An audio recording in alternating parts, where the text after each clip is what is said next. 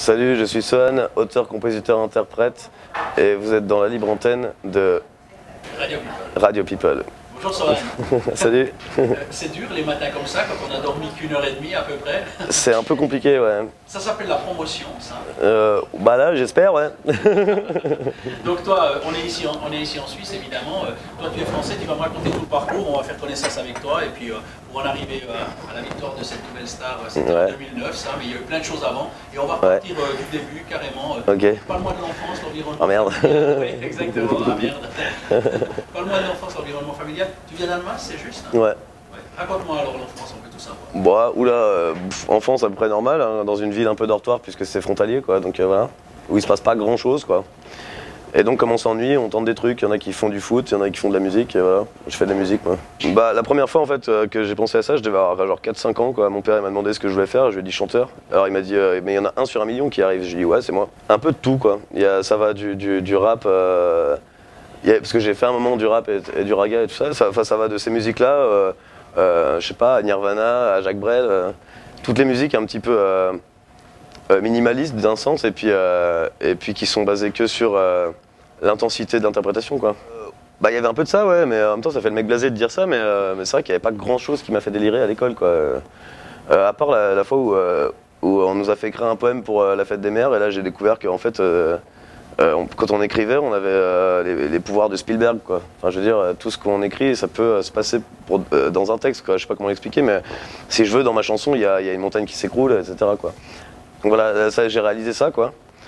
Et puis après j'ai dormi, quoi. Bah, c'est surtout qu'il n'y avait pas de limite, quoi. En fait, on peut vraiment... Enfin, on peut créer du rêve avec quelques mots, quoi. Un univers. T'avais déjà un univers? Non, moi non, je suis pas né avec des bonnes chansons dans les mains, hein. Mais non, mais j'avais déjà l'envie de, quoi. Une espèce de parfum qu'on sent au loin et qu'on cherche, quoi, en permanence, et c'est toujours là. J'ai jamais été un conteur d'histoire, c'est ça que je veux dire. C'est plus, ouais, je compare ce que je fais à du parfum, quoi. On mélange des petites notes et puis ça devient quelque chose, quoi. Comment t'écris? À quel moment, comment ça vient de ta main qui arrive sur un papier?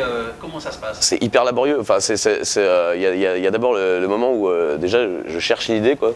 Et ça peut durer longtemps. Après, ça grandit sûrement dans l'inconscient ou je sais pas quoi. Puis d'un coup, ça devient une évidence et on le couche sur le papier. Et là, par contre, c'est super facile. En fait, le moment d'écrire, c'est super facile. Mais c'est tout le temps de recherche qui est insupportable des fois. Je jette pas mal, mais par contre, plus j'écris et moins j'écris en termes de quantité. C'est-à-dire plus j'avance et moins je jette, en fait. Parce que je sais directement plus où je vais maintenant que passer un temps, quoi. Avant, j'essayais des trucs et maintenant, bon, bah, je sais ce qui me va plus ou moins, en fait. Donc voilà, j'essaie de me faire mes costards sur mesure, quoi.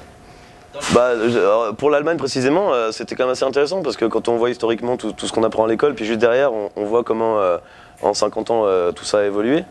Enfin, je trouve ça plutôt cool, quoi. Je trouve que c'est assez vivant, en fait, Berlin, par exemple. Il y a de l'énergie qui circule. Ouais, ça t'a parlé, ça, au niveau de l'énergie? Alors, je sais pas si ça m'a inspiré, mais en tout cas, ouais, ça m'a parlé, ouais. Ça m'a parlé dans le sens où j'aime bien la liberté sous toutes ses formes, quoi. Et surtout la liberté quand elle ne nuit pas aux autres, quoi. Et il y a ça, en fait, je trouve, en Allemagne, quoi. Il y a un petit côté, une liberté, mais qui empiète pas sur celle des autres, quoi. Chacun sa propre liberté. C'est ça, et puis chacun son délire, et c'est assumé. Et j'aime bien ça. Bah du mieux qu'on peut, hein. J'ai pas les clés du truc, tu vois. Enfin, tu vois, sinon je ferais de la politique, et voilà. Je me gaverais comme tous les autres, hein, mais voilà. Non, là j'ai pas de solution miracle, hein. On fait ouais du mieux qu'on peut, quoi. Je crois juste avec un peu de bienveillance, c'est déjà un bon départ.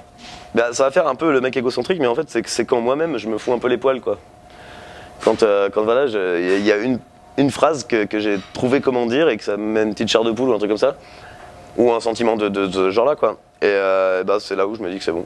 En fait. Ça crée une émotion. Ouais, faut que je me croie, en fait. C'est pas juste un texte joli, puis une mélodie qui va bien.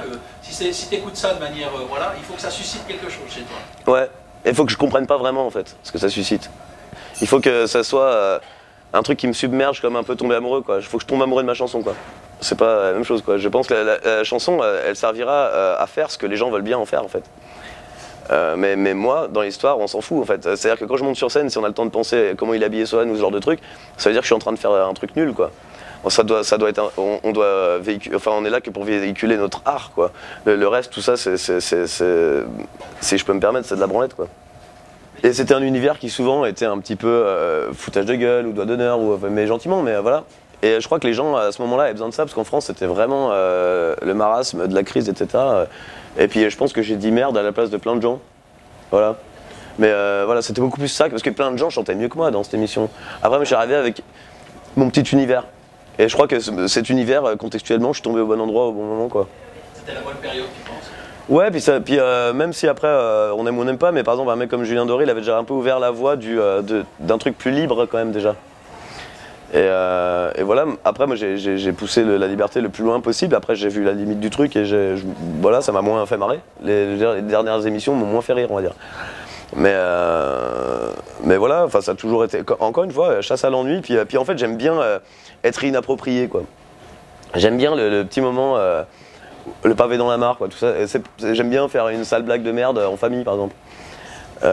J'aime bien être déplacé, mais bon, tant que c'est pas grave, quoi. Sans le faire pour faire du mal aux gens, mais je veux dire, tant que ça fait de mal à personne, j'aime bien dire la vanne qu'il fallait pas dire. Ne pas ressembler à tout le monde. C'est ça. Absolument. Ouais, non, mais c'est pas, par contre, c'est pas un truc de pas ressembler à tout le monde, c'est d'être singulier en fait. Parce que c'est pas en fonction des autres, quoi. C'est moi en fonction de moi. Ouais. J'essaye d'être mon héros de bande dessinée un peu.